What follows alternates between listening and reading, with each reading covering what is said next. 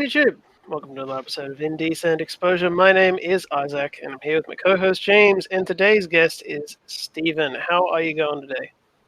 I'm good, thank you. Today, we are discovering what lives below. Alright, let's get into the game. So, this is like just a boss-fighting, Cthulhu-inspired sailing game, I guess. Yeah, pretty much. So is there any story in the game at the moment? Not at the moment, not in the demo at least, but I'm currently in the process of writing something for the actual release.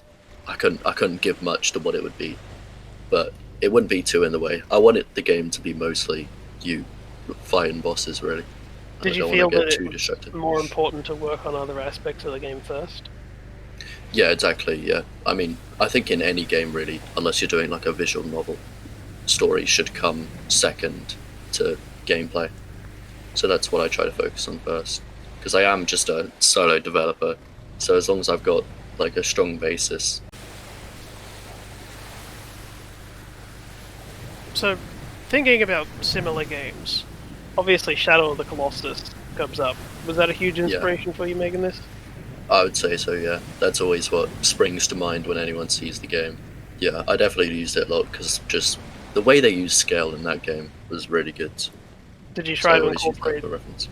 Did you try to incorporate some of those same lessons into this game? Yeah. So there's like a few things they used. Like they had like mist going like rising from the bottom upwards. That's why I incorporate, because it really helps with things like scale. So for the design of the monsters, did you draw inspiration from real life sea life? Especially the other boss. The other bosses are just sea life, yeah. Like the second one is just an octopus, really, but big. Looks like he's under you. The monster, yeah. Yeah. So, this one, I can't remember what I did to come up with this one, but it does bear resemblance to various things. I've had people refer to it as like from a serpent to a lobster, so I'm sure it. Aggressive sea cucumber. Yeah, that would be it. That couldn't have put it better myself. Did you have to go through waves of balancing it to make it more or less aggressive? I've heard like mostly that the first boss, even though I tried to balance it, the first boss for some people seems to be the hardest still. Because well, I didn't have many testers really. It was just like a couple of mates. Like I can't test my own game that well because I probably have like 1,000 hours in it. Where did the design of the boat come from? It's quite a little boat. I'm sure it exists in real life. Why did you choose this one? Yeah, I think it's a tugboat mostly. It's sort of decorated like a fishing boat, but I think it's like the design is a tugboat. I should probably make it more.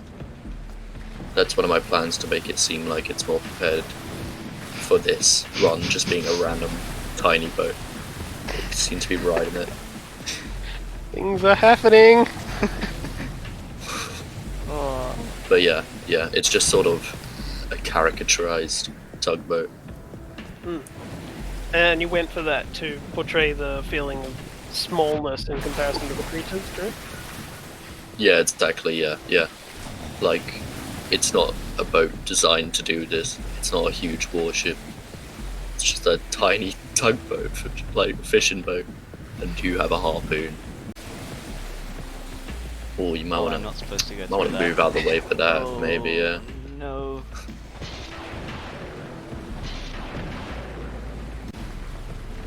Was it difficult to design the bosses knowing that you purposefully wanted the player to have very little that they could do? So you don't have like special abilities or anything like that? Yeah. It's hard to make a new boss when the mechanics right now are quite simple. Because there's only so much you can do with a harpoon and a repair tool. I'm planning in the final game to add like a little bit of progression with like some actual sort of abilities or new tools or something. But I think you can vary the bosses in terms of design still, like decently. Like the second one doesn't move really; it just sits on a rock and hits you, and that's quite a different. Oh, there we go. Yeah, not sure about the death animation. I don't know what I was on when I came up with that, but I mean, maybe that will come when you figure out the story. yeah, I'll work it into the lore somehow. Why did you decide to start the player on the docks each time? So originally that was like a shop where you could get upgrades. So you would start there, and then you would spend whatever on upgrades, and then you'd go out. But since then, that's changed. I've removed that because it was too difficult to balance. Like this game used to have like a fishing mini game where you'd sell fish for money. It was a weird one, and I thought I have to focus on the actual like meat of the game rather than adding all this weird stuff on top.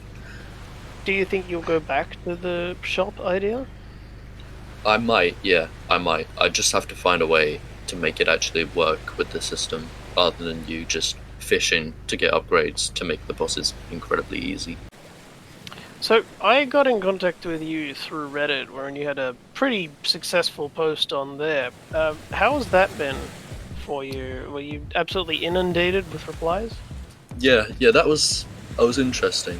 I love the amount of attention that it got. That means to me that it's actually worth something, or it's something people want to see.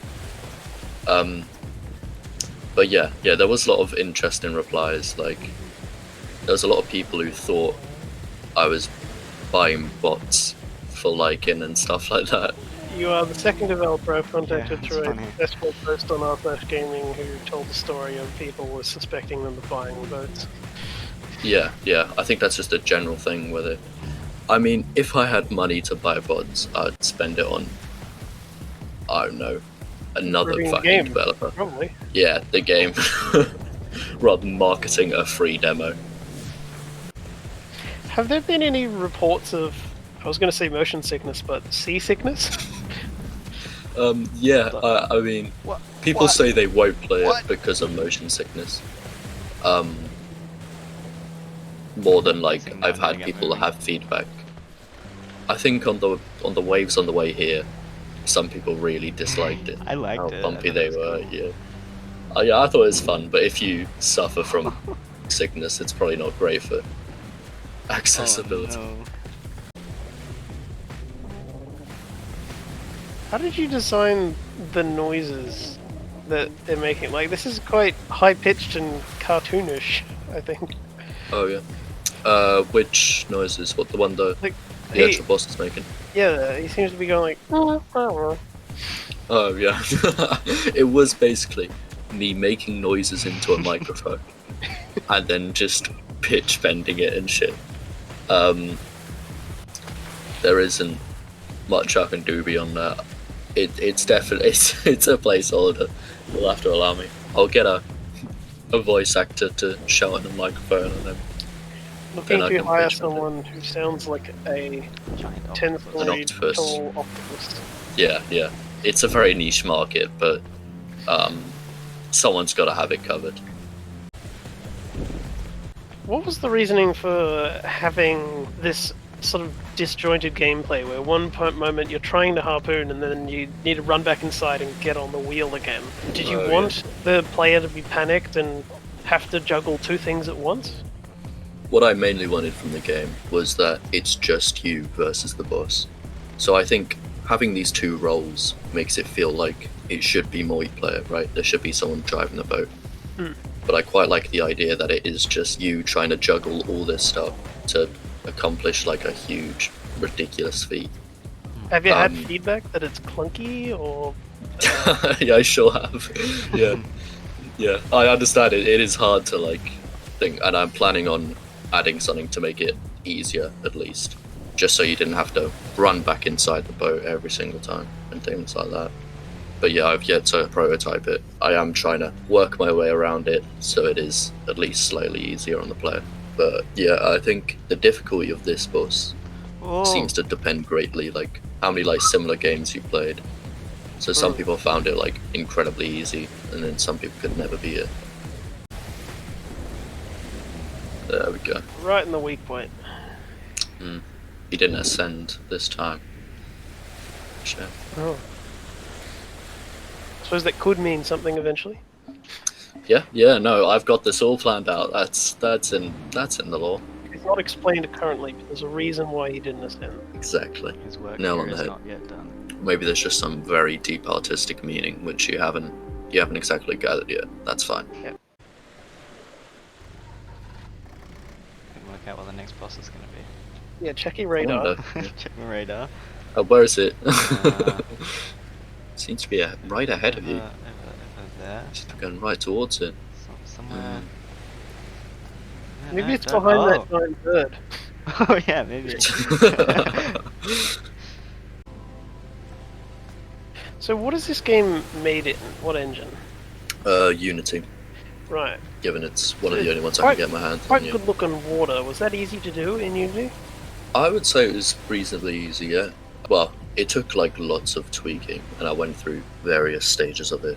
But I wanted to use Unreal at some point, but you can't like write shaders that easily. You have to use like node graphs and stuff like that. So yeah, it wasn't too hard. I mean, Unity has a built-in screen space reflection thing for all the water reflections, so that really helped. It just took a little bit of tweaking. Because I was looking at like the water in Sea of Thieves and how they did that, and I might decide to change it to that. I just need depends if I want to get distracted with all the details or not. How long have you been working on this for? I would say about 8 or 9 months now, I think. I've taken a couple breaks, like some weeks in between. But yeah, I mean, lockdown gave me loads of time. That's This is, Like- this is a COVID baby. Yeah. yeah, definitely. Yeah, this was I knew I had like, school was cancelled early. I had months of like nothing to do, so I thought I might as well get a project under my belt. If you had to put a Where percentage this one? on how far through the game you think you are right now, like percentage-wise Oh. of completion, where would you say you are? So my plan was to have like 8 bosses, and I have 4. But I don't have any of the story in Extraneous between things, and yeah. the polishing and all that. So I would say like 20%. Yeah, 20 to 30 somewhere. Yeah, I would say so. It depends how much I decide to change, honestly. Well, one of the questions I always ask, especially solo developers, is game development your full-time career? No, it's just a hobby really. I'm a full-time student at university, so this is just what I do in the little spare time that I have. Right. Are you studying to be a game developer? No, computer science, just generally. Ah, But there's lots of crossover, so that's fine. There we go, come on. there's no change in the music. I thought there was gonna. Oh yeah, And pop, nah, man. it's changing it. Yeah, I didn't know how much to make it, so it literally is just like 3 sections of music. And once you reach like the end of the bar, it'll transition into the next one. So yeah, there's a problem with like, you go to the next stage, but the music still has to wait till the end of the bar before it changes. It is on my list of things to do. I imagine it's quite a lengthy list at this stage. It's getting long, isn't it? Yeah. So that's why I imagine it's gonna be like at least a couple of years before the game comes out. Right. Do you have somewhere open for people to give you feedback if they Yeah, want? yes. So I had like a Google Forms with just way too many questions on it that people could answer. Oh, we're going with them. And that was, yep. And it was super useful, yeah. So I have a lot of feedback now to work off of, and I'm just sort of copy pasting like what lots of people said into just a Word document, and I'll use that. See, I'd kind of love to get my hands on this game as a designer, and there's just tons of things where I want to make them. Yeah, that's fair enough. I mean, the way I made the game was whatever came to mind, and I'll just make it. I didn't have much of a plan. I know this is probably not great to say as a game developer, but I didn't have much of a design attitude. Right. It's especially Because bad to say on the show when Yeah, it's yeah. hard to but get your that's what story on that's why you made or how you made the game. well, that's what I'm planning on doing with like a final release. Like I didn't plan on releasing this really. It happened to people seem to like the concept of it, so I'm gonna try and take it further. Alrighty, we're gonna wrap it up here. Thank you again for coming on, Stephen. I hope you had a good time. Yeah, thanks for having me. Now, down below, you'll find many links if you want to play the game for yourself, submit your game to be on the show, and/or support us and the developers. Anyway, I hope you'll check that out. Regardless, we will catch you in the next episode. Oh my god, you did it.